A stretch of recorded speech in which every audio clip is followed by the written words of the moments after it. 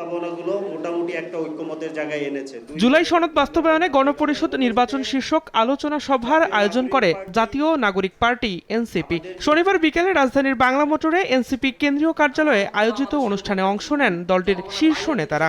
সংকটের মধ্য দিয়ে যাচ্ছে। আলোচনায় অংশ নিয়ে এনসিপির মুখ্য সমন্বয়ক নাসির উদ্দিন পাটোয়ারি বলেন, গণপরিষদ নির্বাচন বর্তমান সংকটের একমাত্র সমাধান। আর ৭২-এর সংবিধান ফ্যাসিস্ট কাঠামোর টেক্সট বুক মন্তব্য করে দলটির দক্ষিণাঞ্চলের মুখ্য সংগঠক হাসনাত আব্দুল্লাহ বলেন, আসনের জন্য বিক্রি হবে না এনসিপি। নির্বাচনের টাইমলাইন নিয়ে কিছু আসে যায় না, আগের মতো প্রশাসন নির্ভর নির্বাচন বাতিলের দাবি জানান হাসনাত। আপনারা আসেন, আমাদের কাছে সমাধান আছে। বাংলাদেশে গণপরিষদ নির্বাচন হবে, এর মধ্য দিয়ে আমরা একটা নতুন সংবিধানের পথযাত্রায় যাচ্ছি। সাথে পার্লামেন্টও থাকলো। গণপরিষদ নির্বাচনের মধ্যে আইন তৈরি হলে সেটা পার্লামেন্ট অ্যাক্ট হিসেবে কাজ করবে। আসন দিয়ে কিনা সম্ভব না, আমরা বিক্রি হইতে আসে নাই। আমাদেরকে বলা হয় আমরা নির্বাচন পিছাইতে চাই। আরে নির্বাচন টাইমলাইন নিয়ে তো আমার সমস্যা নাই। আমার নির্বাচন নভেম্বরও হোক, ডিসেম্বরও হোক, জানুয়ারি হতে হোক, এটা আমার কিচ্ছু আসে যায় না। কিন্তু নির্বাচন, এই রুলস অফ গেম চেঞ্জ করে নির্বাচন হতে হবে।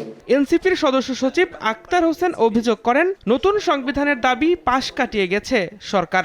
যারা নতুন সংবিধান চায় না, জুলাই ঘোষণাপত্র তাদের পারপাস সার্ভ করে বলেও দাবি করেন তিনি। প্রফেসর ইউনূস জুলাই ঘোষণাপত্রে সংস্কারকৃত সংবিধান শব্দবন্ধের মধ্য দিয়ে সামনে গণপরিষদ নির্বাচনের মধ্য দিয়ে আমাদের যে নতুন সংবিধানের দাবি সেটাকে পাশ কাটিয়ে গেছেন। সংস্কারকৃত সংবিধানের শব্দবন্ধ ব্যবহার করা রাজনৈতিকভাবে যারা নতুন সংবিধান চায় না তাদের পারপাসকে সার্ভ করে। আমরা নতুন সংবিধান চেয়েছি, সেই দাবিতে আমরা সারা দেশে জুলাই পদযাত্রা করেছি। নতুন সংবিধানের বন্দোবস্ত না হলে জনগণ আবারও রাজপথে নেমে আসবে বলে হুঁশিয়ারি দেন এনসিপির সদস্য সচিব। আমরা কিন্তু রাজপথের মানুষ, রাজপথে ফিরে যেতে আমাদের 1 সেকেন্ড সময় লাগবে না।